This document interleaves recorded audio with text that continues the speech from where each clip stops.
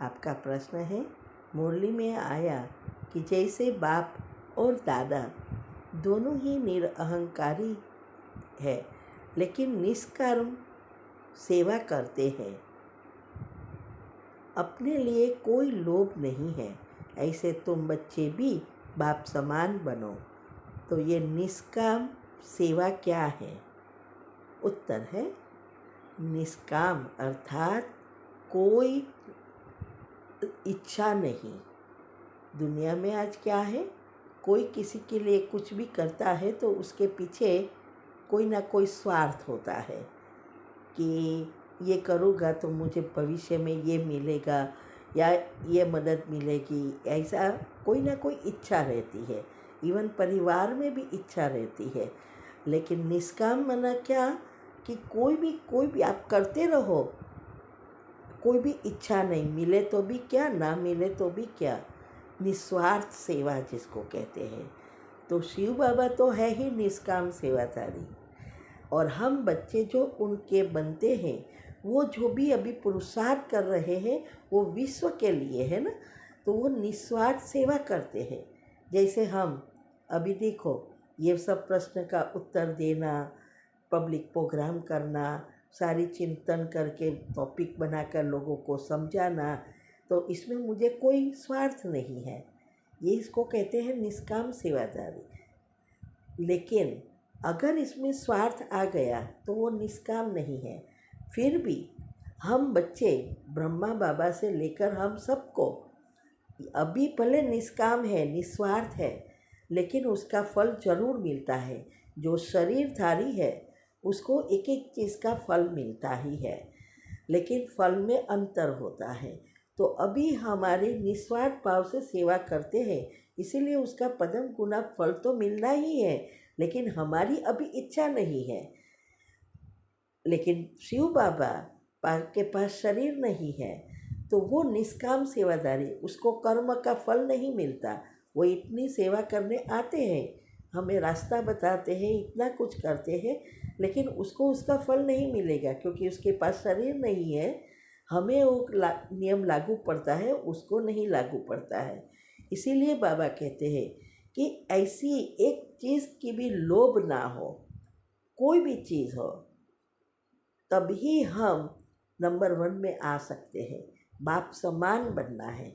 हम में इस मुरली में क्या आता है, यही तो आता है कि पहले बाप समान बनो, फिर औरों को आप समान बनाओ, माना हमारे जैसा बनाना है। तो ये सेवा निस्वार्थ सेवा जिसको कहते हैं, और ये निस्वार्थ सेवा जब हम पुरुषार्थ करते करते करते अनाहत चक्र तक पहुंच जाते हैं, जो प्रेम से जुड़ा है, तब ये बैलेंस चक्र है। इसीलिए प्रेम निस्वार्थ हो जाता है। फिर कोई मेरा नहीं, सारा विश्व मेरा है, क्योंकि वसुदेव कुटुंब में वही आत्माएं जा सकती है जो कोई भी यहाँ स्वार्थ नहीं होता, जिसके लिए सारा विश्व परिवार बन जाता है, वही पहले जन्म में आने के लायक बनते हैं। ओम शांति।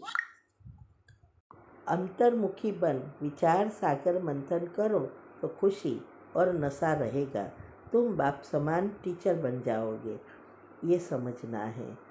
उत्तर है, अंतर्मुखी अर्थात अंदर की ओर झांकना। अंदर माना आत्मा, तो आत्मा की में मन लगाना है, मन बुद्धि को एकाग्र करना है।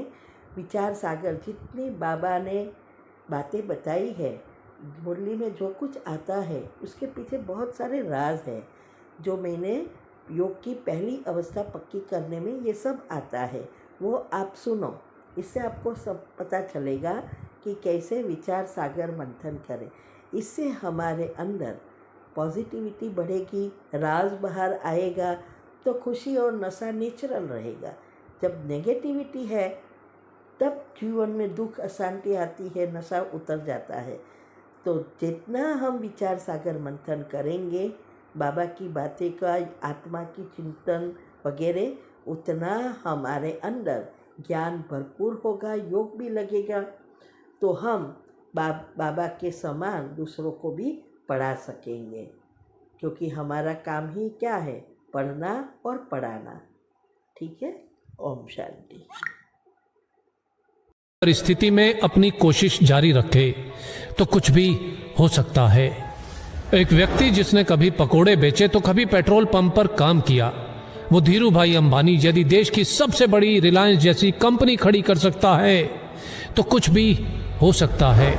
एक लड़का रोज 10 किलोमीटर नदी पार करके स्कूल जाया करता था। वही लड़का आगे जाकर भारत का प्रधानमंत्री लाल बहादुर शास्त्री बन सकता है तो कुछ भी हो सकता है। एक बच्चा जो कभी स्टेशन पर चाय बेचा करता था वो आगे चलकर देश का प्रधानमंत्री बन सकता है तो कुछ भी हो सकता है। प्यार, शादी और बिजनेस में असफल, इलेक्शन में 8 बार हार और फिर नर्वस ब्रेकडाउन, इतना कुछ होने के बावजूद भी अब्राहम लिंकन यदि अमेरिका का प्रेसिडेंट बन सकता है तो कुछ भी हो सकता है।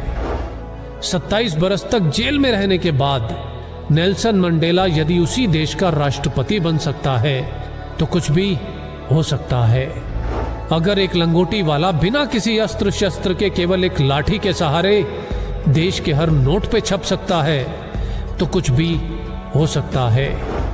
एक व्यक्ति जिसका शरीर हिल तक नहीं सकता था वो व्हील चेयर पर बैठे बैठे अपनी ब्लैक होल और बिग बैंग थ्योरी से दुनिया को हिला सकता है तो कुछ भी हो सकता है। एक युवक जिसने 30 बार नौकरी के लिए इंटरव्यू दिया, 30 बार रिजेक्ट, 10 बार हार्वर्ड में स्टडी के लिए अप्लाई किया और 10 बार रिजेक्ट, ऐसा बंदा यदि अली बाबा जैसी कंपनी खड़ी कर सकता है तो कुछ भी हो सकता है। रेडियो ने भारी आवाज के कारण रिजेक्ट किया तो फिल्मों में ज्यादा लंबाई से मुश्किल। ऐसा व्यक्ति यदि सुपरस्टार और सुपरस्टार से फ्लॉप और दिवालिया होने के बाद एक बार फिर से कामयाबी की बुलंदियों को छू सकता है तो कुछ भी हो सकता है। 62 साल तक लाइफ में केवल फेलियर देखने वाला व्यक्ति 63 साल की उम्र में अपने नए फ्राइड चिकन बिजनेस की शुरुआत कर उस बिजनेस को 118 देशों तक फैला सकता है तो कुछ भी हो सकता है। एक बच्चा जिसे मंद बुद्धि कहकर स्कूल से निकाल दिया गया हो, आगे चलकर वही बच्चा बल्ब का आविष्कार और 1000 से ज्यादा पेटेंट अपने नाम करवा सकता है तो कुछ भी हो सकता है। अपने घर के गैरेज से ऑनलाइन बुक बेचने वाला आज दुनिया की हर चीज ऑनलाइन बेचकर दुनिया का सबसे अमीर व्यक्ति बन सकता है तो कुछ भी हो सकता है।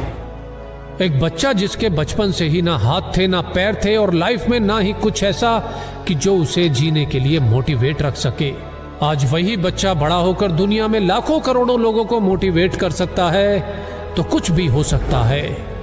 बचपन में अंधेरे से डरने वाला इलॉन मस्क यदि आज मंगल पर नई दुनिया बसाने की तैयारी कर सकता है तो कुछ भी हो सकता है।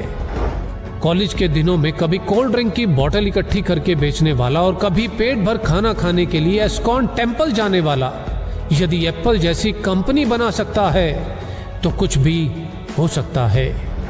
हाइट छोटी होने के बावजूद अगर कोई क्रिकेट की दुनिया में अपना कद इतना बड़ा बना ले कि लोग उसे क्रिकेट का भगवान कहने लगे तो कुछ भी हो सकता है।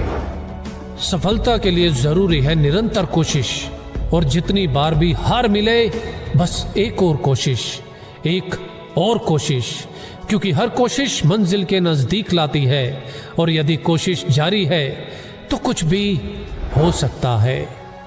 जय हिंद।